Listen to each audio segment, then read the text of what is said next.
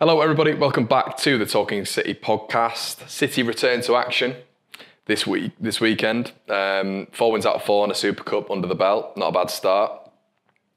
A lot of sort of important things coming up there that I want to discuss, including the showdown with Arsenal coming up in 6 games. But I think the first thing to discuss, and we've touched on it on the pod previously, is the new captain.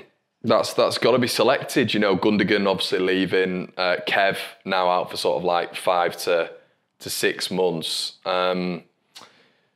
Straight question: Who would be yours? I'll set you up with mine straight away, and I'd go Rodri, 100%. I'd go Rodri. Wow.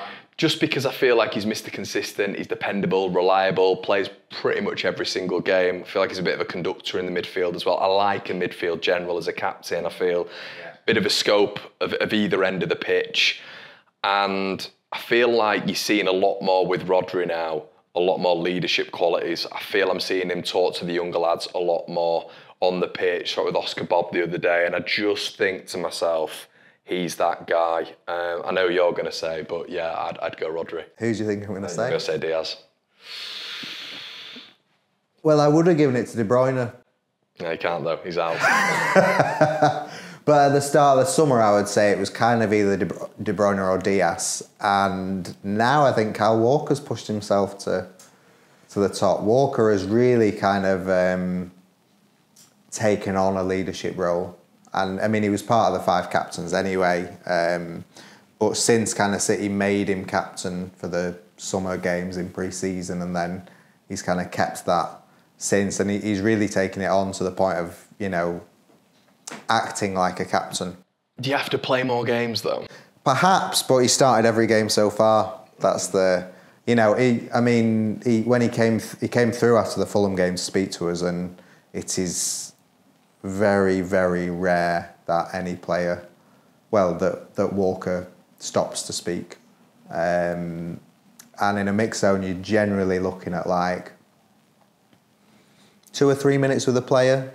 Were you just looking really approachable that day? Yeah, I think I was, yeah. But you're looking at 2 or 3 or 5 if it's good, or 8 if it's really, really good.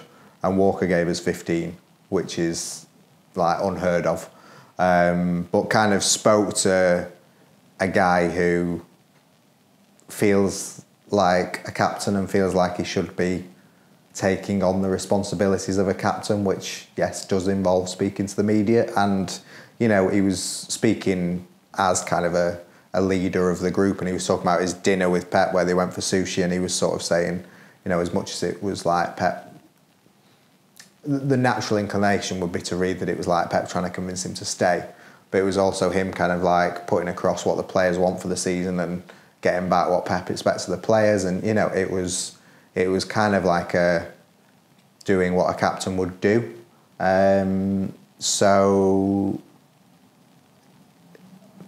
yeah, I don't know. I like the idea of Walker as a captain, partly because I like the idea of him coming through the mix zone and talking bullishly about City's chances. But even, you know, like he said when he said to the players, like, I told them all at the beginning of the season, let's try and blow everyone away in the first half of the year and not be playing catch-up this year in the Premier League. It's like, that is a big thing to say, and something that, you know, could be looked back on and laughed at by rival fans if their team wins the Premier League. But I kind of like it as a play, and I like that kind of, that putting your own sort of slant on the leadership already.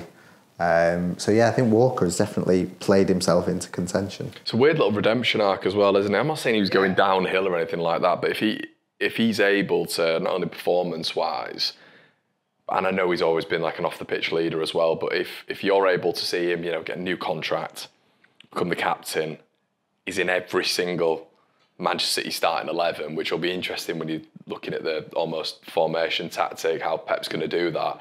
But if he's able to do that at 33 years of age in a Pep Guardiola system, it's unheard of. I mean, it's completely unique. Yeah, and he might not play every game, but then, say, Fernandinho didn't play every game when he was captain. By the time he was captain, Vincent Kompany didn't play every game, so you wouldn't necessarily need to to do that, just you would just have to be there, and he's kind of fit enough that he would always be there. I think he had one big injury last year that kept him out for a few months, but other than that, you know, he was there. But I think the wider sort of things that we're talking about, like Walker, Diaz and Rodri are three leaders, are three captains right there. Haaland's probably another one that absolutely speaks his mind and does not hold back when he gets a chance, because there is also kind of another spot up for grabs in the captaincy group. So it'd be interesting to see who takes that. So you've maybe got De Bruyne, Diaz, Walker, Rodri, and then maybe Haaland. Haaland would be my shout for. It's a wild card there. For number 5, yeah. But you kind of, always worth having Haaland's voice in there.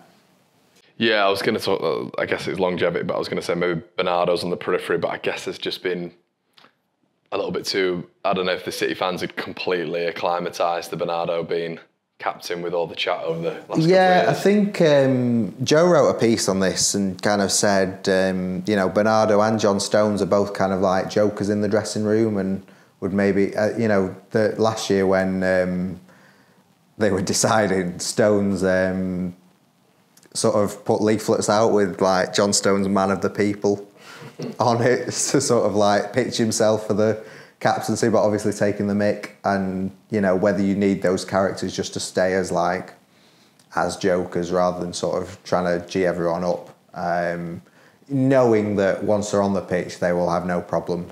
I've no idea how Bernardo wasn't booked against Fulham, because like he was on the bench but he was shouting at the fourth official, he was like moaning at every decision, calling for cards for Fulham players from the bench. It was like he was basically reffing the game himself. So the good thing about City is they do have a load of experience and leadership, and like someone like Kovacic as well could come straight in and make an impact. And that was Joe's shout for like the 5th captain. But I think for the good news is that even people who aren't in that group of 5 will still have their say and be heard. So like even if Haaland doesn't get there, it's not going to stop him from saying what he thinks.